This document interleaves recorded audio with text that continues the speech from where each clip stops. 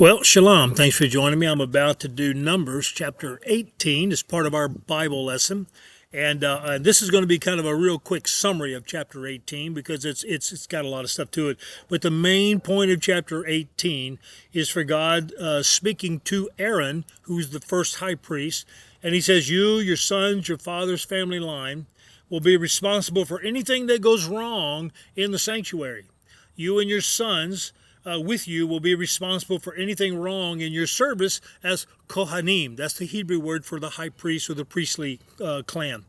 But you are to bring your kinsmen, the tribe of Levi, along with yourselves to work together with you and help you, you and your sons with you, when you are there before the tent of meeting. They are to be at your disposal and perform all kinds of tasks related to the tent. Only they are not to come near the holy furnishings or the altar, and listen to this, so that neither they nor you will die. How fascinating to think that the place is so holy, that if you don't treat it as holy, and if you don't do what you're supposed to do, you will die. Something to think about.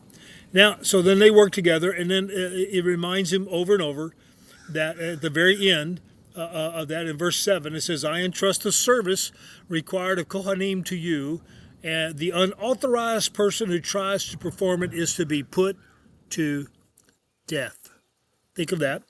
Remember all this rebellion of Korah and this rebellion of the people in general, saying, who do you think you are? You think you're so special. You know, all of us are special too. And so here is God saying, you know, the people that I have anointed in these special positions of leadership, they really are anointed and you're not. So that's an important thing to learn. Okay, so then he reminds him, you know, to Aaron, he says, I'm putting you in charge of everything. You're responsible for everything to work correctly. And again, it reminds them that if you don't do it correctly, you will die. If the people don't respect this and they just show up and kind of think, you know, anybody can do this, they will die. Interesting when you think about that. If you walk into the tabernacle to perform your services to God, you had better take it mighty seriously. You had better be perfectly cleansed before you go in. You should be in the right spirit, the right attitude. You should perform this very carefully, very rigidly, according to all of the rules, or else you will die. Think about that. Then there's a section in here, starting in verse 14, where it talks about redeeming the firstborn, and where God makes it clear that all of the firstborn, every animal and every human, belong to me. All of the animals of the firstborn will be sacrificed, or they will be redeemed. You pay a price for them. Every human child will be redeemed. You must pay a redemption price for every firstborn child. I think that is very interesting. The firstborn is very special. And then later in verse 20, it reminds Aaron that him and the whole tribe of Levi, they don't get land allotted to them like the other tribes. These are the tribes like Dan and Asher and Benjamin and Judah, all these different tribes. And when they go into the Holy Land, they're going to have a portion of the land dedicated to them, and that's going to be their allotment of land. Levi, the tribe of Levi, does not get an allotment of land because the tribe of Levi says belongs to me, Adonai, and I am your portion. But what he does give to the tribes of Levi is different cities scattered all throughout the other tribes of Israel, throughout all the land of Israel, various cities that are called Levitical cities that belong to the Levites. And this is where the Levites live, and there's certain land around each of those cities that they can grow crops on. And so these Levitical cities are the land that the Levites will live in. And they're scattered all throughout Israel and their 12 tribes. But then there's the reminder, also in verse 25, Adonai says to Moshe, tell the Levites, when you take from the people of Israel the tenth of the produce which I have given you from them as your inheritance, you are to set aside from it a gift for Adonai, 1/10 of the tenth. The gift you set aside will be accounted to you as if it were grain from the threshing floor and grape juice from the wine vat. In this way you will set aside a gift for Adonai from all your tenths, T-E-N-T-H-T-S, tithes, tenths, that you receive from the people of Israel. And from these tenths you are to give to Aharon, the Cohen, the gift set aside for Adonai. From everything given to you, you are to set aside all that is due Adonai, the best part of it, its holy portion. It's very interesting that when you, as an average Israelite, you went to the tabernacle to give your offering, you gave a 10%, a tithe of what you had earned or what you had produced up to that point. 3 times a year, the Israelites were to present themselves to the Lord at the tabernacle. We learned about that elsewhere. And you give a tenth to the tabernacle.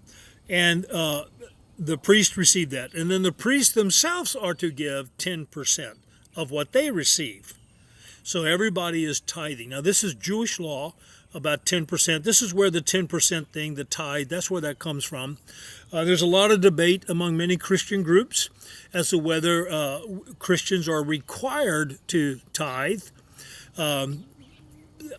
I don't believe we are required to tithe, mainly because I'm a Gentile. I know I'm wearing a yarmulke, and I know I'm what you would call messianic, because I'm a Christian.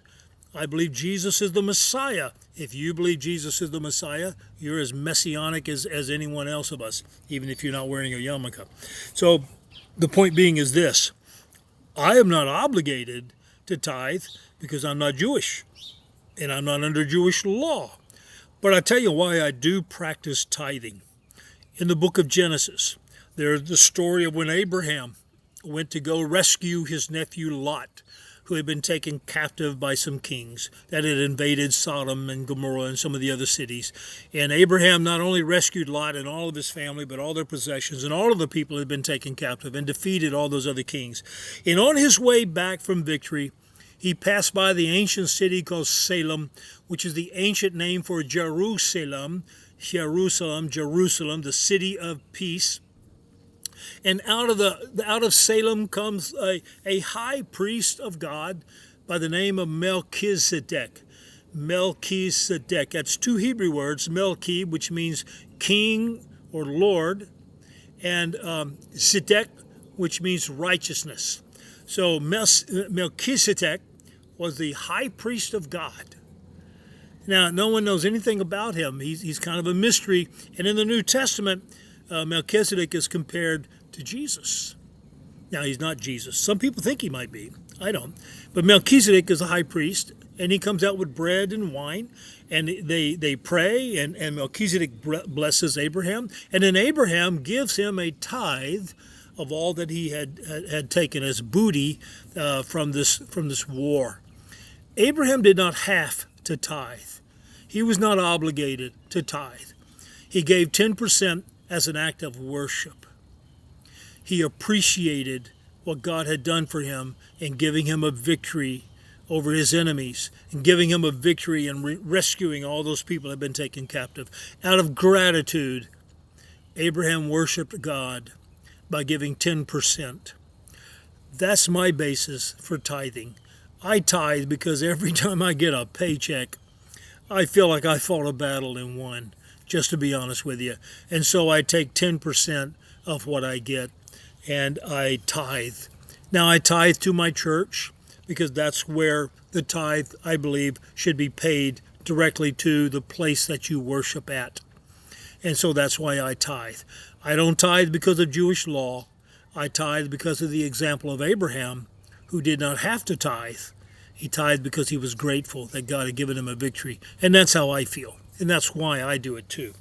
So it ends in chapter 18 by reminding Aaron and his household. He said, you will not be, however, because you have set aside from its best parts, you will not be committing any sin because of it.